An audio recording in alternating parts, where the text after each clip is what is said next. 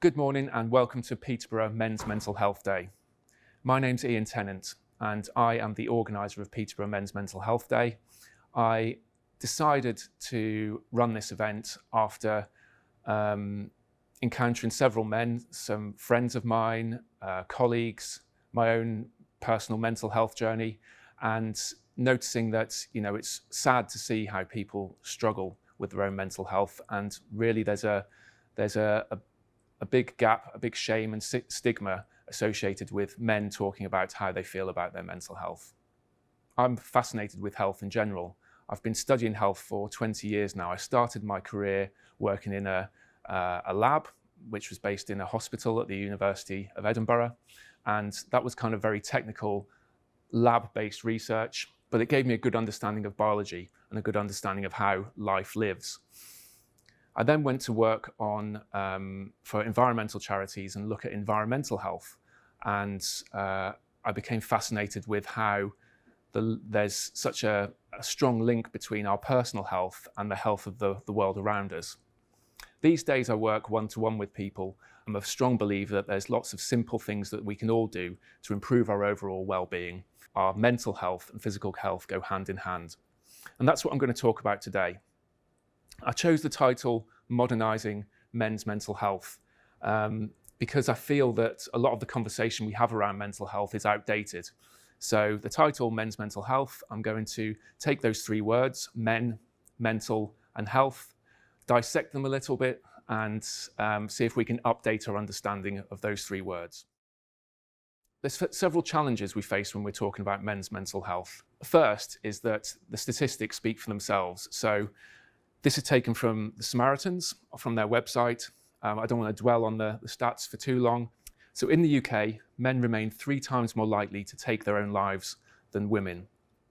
Now, suicide is the tragic endpoint that we all want to avoid when it comes to poor mental health. Suicide isn't inevitable, it is preventable. And there are lots of things we can do very early on to catch poor mental health and to help improve it.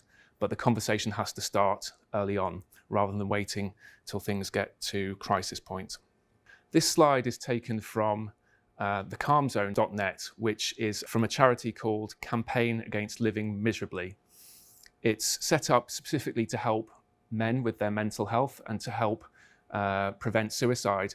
And I put this on here because it just shows the range of different ways that mental health can infiltrate into our lives, and also the range of different ways that our lives impact our mental health. So all these words are support services which CalmNet refer people to in order to improve their mental health.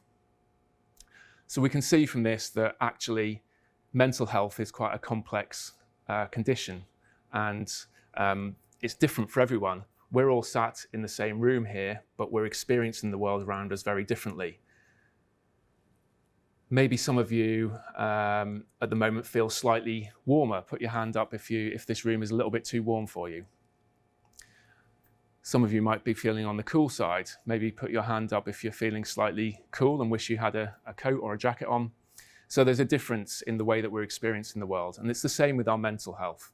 We can be sitting in the same room, but feel like we're in different worlds. One of the main challenges that men face with their mental health is the shame that we might feel about admitting we're not feeling okay. Traditionally, we got these kind of images of what we are expected to appear like in the world as a man or a woman. On the right, we have this stoic-looking model. I don't know if it's from Greek or Roman times, but it's a very bold man, looking strong, powerful, not necessarily expressing many emotions. On the left, we have, the stereotype of a female, maybe more emotionally volatile, susceptible to hysteria. So these are images that we've all grown up with. But does the science reflect this? No, it doesn't. Luckily, our understanding is starting to change. Men are feeling more comfortable speaking up about their mental health. Famously, 3 years ago in 2017, Prince Harry FaceTimed Lady Gaga to talk about their mental health. So things are changing, but it's just the beginning, and we need to carry on these types of conversation. So this leads on to a myth, actually, that women are more emotional than men. Certainly there are biological differences between men and women, but actually when we study this in an objective way, then we can see that men and women do not differ in their emotionality. So if we were to ask men or women to report how emotional they are, usually women say that they're more emotional than men. But if we measure this in a more calculated way, then there's actually no difference. Some women feel emotions more strongly than men, some feel less, and vice versa. So men and women do not differ in their emotionality. The latest science backs all of this up. So one book I'd like to sort of recommend for people who want to find out more about what the latest science says about their emotions and how they are made is a book by a woman called Lisa Feldman Barrett. And it's called How Emotions Are Made: The Secret Life of the Brain. And traditionally, science and clinicians suspected that different mental conditions have different biological footprints on the body, so and in the brain. So if someone suffers from anxiety, depression, chronic pain, then that would have very different fingerprints. But what we're beginning to learn now is that the boundaries between these different conditions are evaporating. So sometimes people with conditions that are labelled very differently have very similar overlap in their symptoms and measurements of what's going on in their body. Other times, people who have been given the same label for their condition, let's say anxiety, experience very different symptoms. But what is known is that there are some common similarities between all of the mental health conditions that we see. So often there's a dysregulation between the brain and the body's communication. I'm going to talk a little bit more about that. And then also another second thing we see is that kind of uncontrolled inflammation in the body. And this can feed into the nervous system and the brain and affect our mental health. This leads on to the second word in my title, mental. So where is mental health? Is it all in our head? And I think the term mental health causes difficulties in the way we talk about this subject, because if we think of mental health as in our head, then it kind of gives the impression that maybe we're imagining it and maybe it's something invisible that isn't real. But actually, what we do know now is that every time we have a thought or a perception, this creates a change in our body, and vice versa. Every time our brain receives a signal from our body, this creates a change in the way we think. So there are no gaps between the mind and the body. I'm holding here in my hand an issue of the New Scientist magazine, which was from the 27th of June this year. And the cover story was called Your Thinking Body. And the article in this magazine was about something called interoception. So interoception is a scientific term for, it can broadly be defined as the sense of signals originating from within our body. So why are the signals that originate within our body important for mental health? Well, I want to avoid any jargon when explaining the connection between mind and body, because historically we've thought that the two are separate. And in fact, there's the nuts and bolts which connect our invisible thoughts to changes in our body are very real, very clear, and very defined. So every time we have what's thought of as an invisible thought, then we get a burst of electrical activity in our brain. And this can lead to one of several things. The electrical activity may travel down into our body via our spinal cord and affect the physical apparatus of our body, or it could lead to the release of hormones from our brain. And these ping around our body. I've likened it to a pinball machine. So the pinball machine has balls, which are like hormones in our body, but it also has electrical wiring. So although our thoughts appear to be invisible, they are in fact hardwired into our body and linked to chemical messengers which Whenever we have a thought, there's an associated change happening within our body. So next time you wonder if mental health is in your head, you now know that it's actually always firmly rooted in our body. The way we feel is firmly rooted in our body. And the good thing about science catching up with this idea and this new expanding field of interoception is that it equalizes the importance of our body in relation to mental health. So this new sense term, interoception, if I can just explain what that means. Normally we think of how we sense the world as our five senses, so touch, sight, taste, sound, for example. These are called exteroception senses. We also have something called proprioception. So I'll demonstrate this for a moment. If you just close your eyes and put your hands down by your side and then raise your right arm above your head, you're able to sense where your arm is in relation to your body, even though your eyes are closed. This is proprioception, the sensing the position of your body in relation to one another. Interoception is sensing what's going on in your inner world, so the signals arising from inside our body. And why is this important? Well, if we overlook what's going on inside our body, then we can often ignore these important signals and create a gap between our thoughts and our feelings. The latest science is showing that there's a large variation in how aware people are of their inner world, how aware they are of their heartbeat, their breathing rate, their digestion, and other sensations that arise in their body. And what we know now is that a person's ability to accurately sense what's going on inside their world is linked to their emotional and mental health. So deficits in the ability for people to be able to feel into their body and sense their body have been found in people with autism, with addictions, and other mental health conditions. The good news is, though, that we can use this awareness of the coupling of mental and physical changes for our benefit. So we all know this kind of instinctively. If you've ever felt a little bit under the weather, you've had a cold or a flu, then that affects your mood, your mental health. And likewise, if you have some positive or negative thoughts, that affects how you feel in your body. So if I have some really stressful day, then I might notice my shoulders getting tight. If I receive some good news, if I won the lottery, then my heart might race and my stomach may start to churn over. What is often overlooked in our society is the ability to regulate both of these processes, so we can regulate what's going on in our body, and this will feed up into our mind and influence our mental health. And likewise, we can deliberately choose thoughts which are more beneficial for our overall health, and that will feed down into our body. This word interoception is, there's a new type of therapy being developed called interoceptive focused therapy.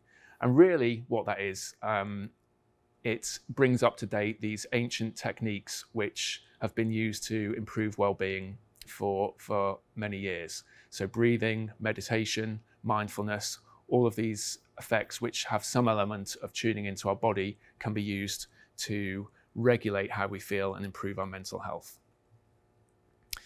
So the four steps, the woman who contributed to this magazine, that she said are important if we want to be able to deliberately make choices to improve our mental health through mind-body awareness, is one, to learn to notice your body's signals when they're important. So rather than waiting for an unpleasant feeling in your stomach or your changes in your heart rate to spiral out of control, catch them early before your body starts screaming at you. Then learning to regulate these through techniques such as breathing, mindfulness, and many other therapies.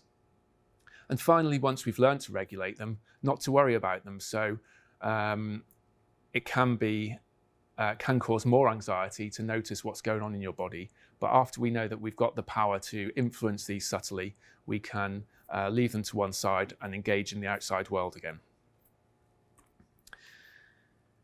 So hopefully now we've looked at the word mental, and we can realize that mental health is actually always firmly rooted in our body, and vice versa.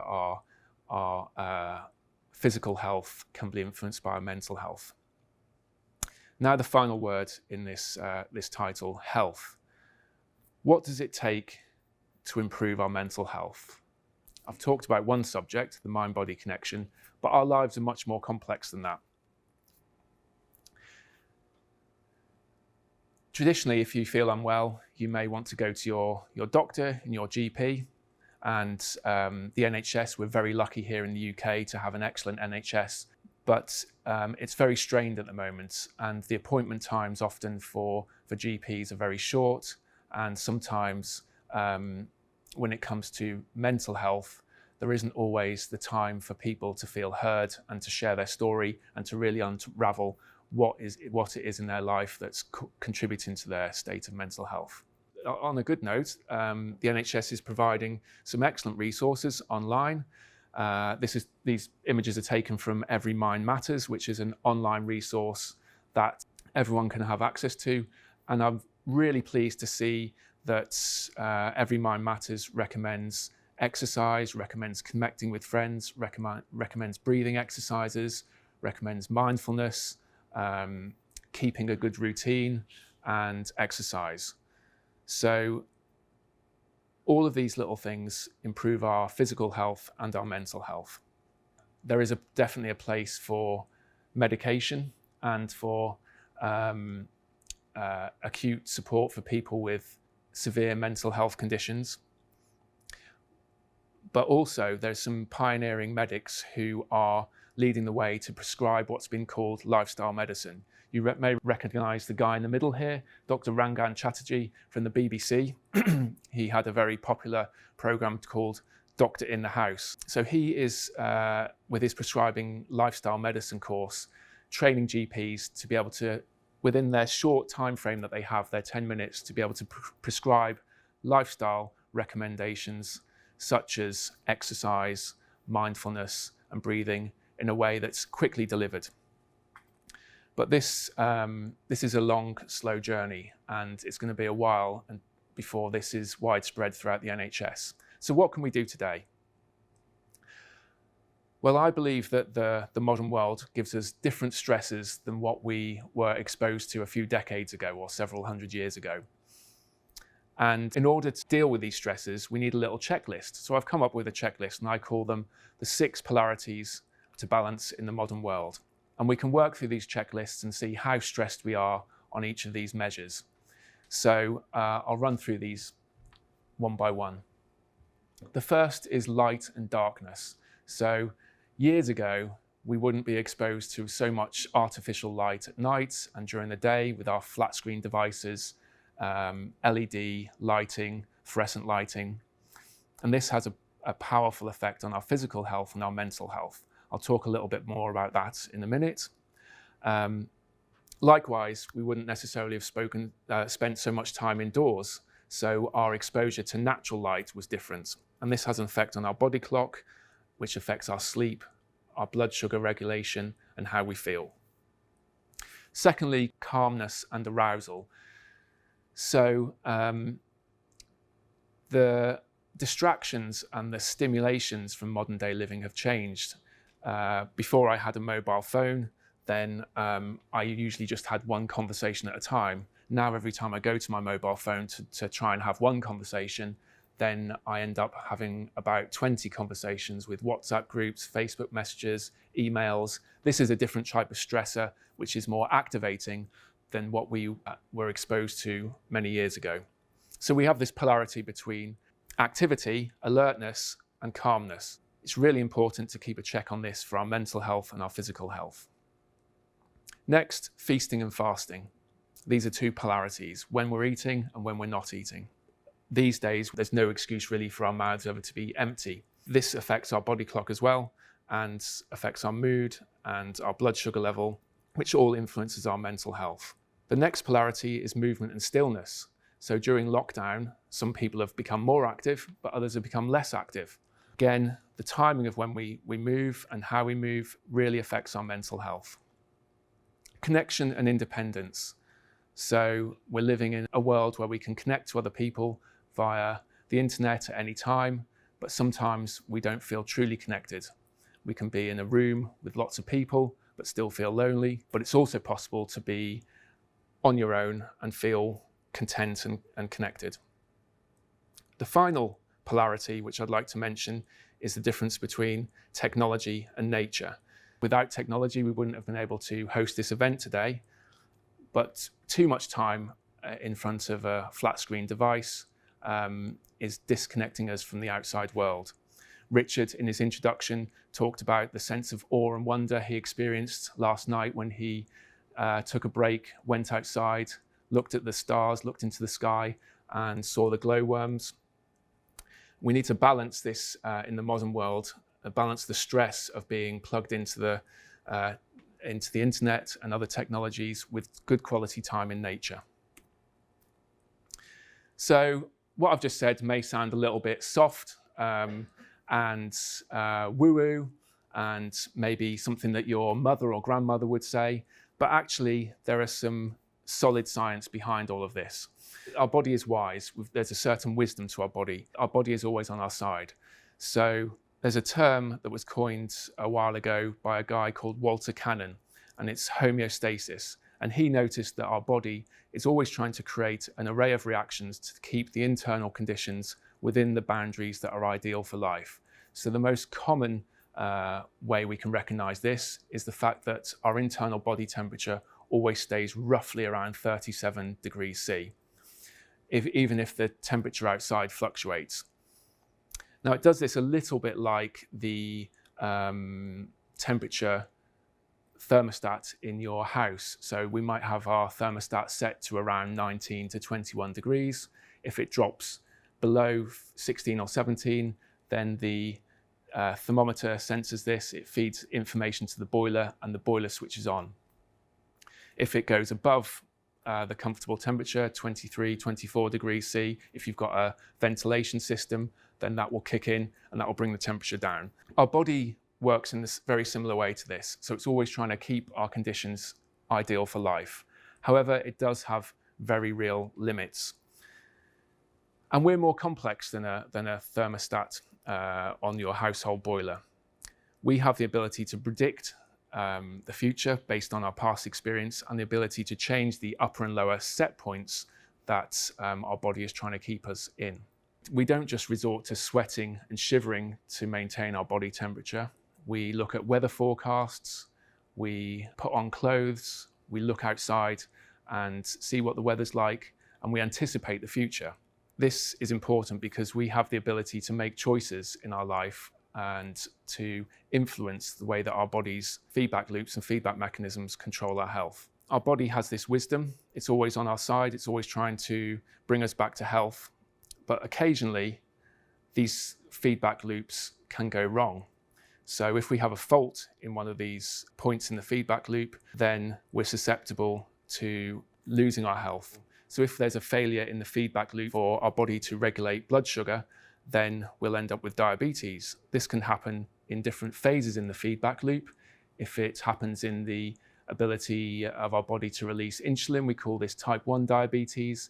If it happens in our ability to sense blood sugar levels or insulin levels, we call this type 2 diabetes. The modern world exposes us to stresses that our body wasn't used to before. So we can recognize that there is a little bit of stress in our life can be good for us. A term biologists use to appreciate this is called hormesis. And this recognizes that the way organisms respond to a stressful factor can be in a beneficial or harmful way, depending on the strength and duration of the stressor. Physical exercise is a good example of this. A short bout of intense exercise can be beneficial for our health. It can strengthen our muscles, improve cardiovascular health, and make us more resilient and more able to cope with physical stress in the future. But too much physical exercise is bad for our health as well. And the same is true for all of these other factors. So the wrong type of light and dark, the wrong type of activation and stress, the wrong type of food can put strain on our system. A little bit of stress might be good for us, but we don't want chronic stress. It's really important to spot the signs of stress early before it leads to uncontrolled inflammation in our body. and this will affect our mental health. This can all get very complicated. If we just look at one piece of research done by the government in 2007, they published an obesity systems map to try and identify the factors that are contributing to the obesity epidemic. And they found a web of 108 different interconnected variables that determine someone's energy balance in relation to obesity. So I'd like to finish off with a quote from Professor Lisa Feldman Barrett, whose book I mentioned at the start of this talk. We are the architect of our own emotional experience. And hopefully today I've given you a little introduction of how that might be the case. Every time we have a thought, there's a change in our physiology, and every time our body experiences a change, a physical change, this affects our mental health. And we can use this to construct better experiences over time. I'd just like to say this isn't an overnight fix. I'm not saying that people with severe mental challenges can overnight change the way they feel, but gradually, through cultivating positive, healthy experiences, we can, over time, lead a more fulfilling life and happy life. So no talk would be complete without a motto. The approach I take to health and to mental health is that if we want to get from A to B, so from a state of poor health or poor mental health to improved mental health, is we have to develop these three attributes: curiosity, capacity, and confidence. Curiosity is what brought you here today to watch this talk. It's that belief that there must be a way to improve your health and your mental health. Capacity is about knowledge. With our curiosity, we can learn more about how our bodies work and how our minds work, and use that information to make better choices. And finally, confidence. That's knowing what choices are out there, what actions to take to improve our health. So with curiosity, capacity, and confidence, we can build the better foundations for health and well-being. So in this talk, just to recap, I've taken the words men's mental health, and we've looked at the word men, and we've realized that men are actually as emotional as women, and it's okay not to feel okay. It's okay for both men and women not to feel okay. We've realized that mental health isn't just in our head, it's also firmly rooted in our body. Our mental and physical states are strongly coupled. And finally, we've looked at our overall health. So our overall health and habits are strongly influenced by our lifestyle choices, and this will feed back into our mood and the way we feel. Thank you very much.